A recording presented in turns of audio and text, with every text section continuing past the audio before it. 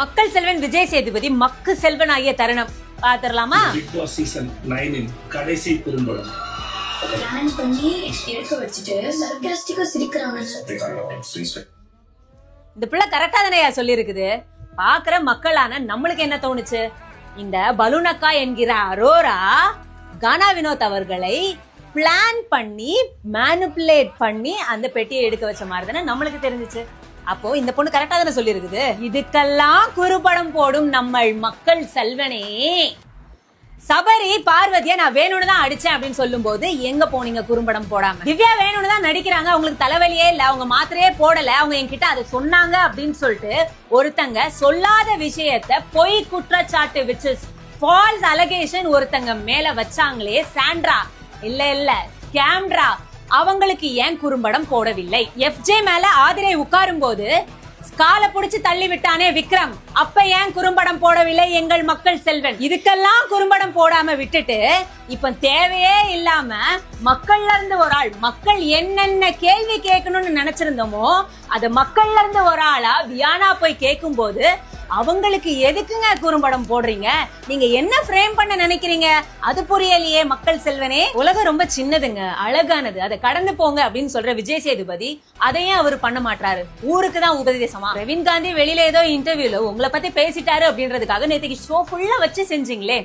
Criticisms நம்மளே first நம்ம ஏத்துக்க மாட்டோம். சோ கண்டஸ்டன்ஸ் வந்துட்டு என்ன திட்டினா பிடிக்கும் அப்படின்னு சொல்ற விஜய் சேதுபதி அது எல்லாம் வாய் வார்த்தையா தான் இருக்கே தவிர நிஜத்துல உண்மை இல்ல.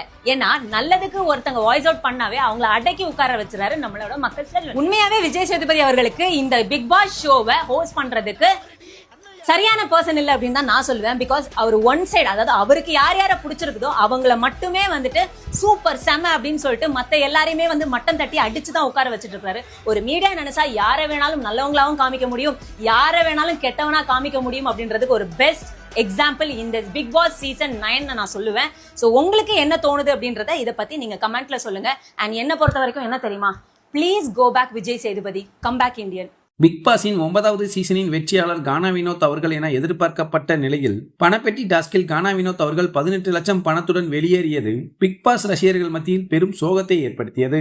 இது ஒரு பக்கம் இருந்தாலும் பணப்பெட்டியை கானா வினோத் அவர்கள் எடுப்பதற்கு முக்கிய காரணமாக இருந்தவர் அரோரா என பலரும் விமர்சித்து அரோராவை விஷப்பாம்பு என்று எல்லாம் கடுமையாக பேசி வருகிறார்கள்.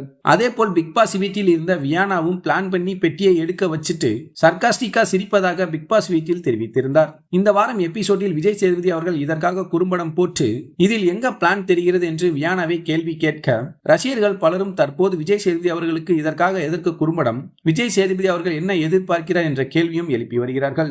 இந்த நிலையில் பெண் ஒருவர் வெளியிட்ட வீடியோவில் மக்கள் செல்வன் ஒரு மக்கு செல்வன் என்பதை நிரூபித்து விட்டார். குறிப்பாக பார்வதிக்கு டாஸ்கில் அடிபட்ட போது சபரி பேசியதெல்லாம் குறும்படமாக போடாமல் ஏன் அரோரா பற்றி வியானா பேசியதற்கு குறும்படம் போட்டது எதற்காக? மேலும் விஜய் சேதுபதி அவர்கள் எப்போதும் ஒருதலை பட்சமாக நடந்து கொள்வதாக அவர் குற்றம் சாட்டியுள்ளார். Please go back Vijay Sethupathi, come back Indian என அவர் அழுத்தமாக தெரிவித்துள்ளார்.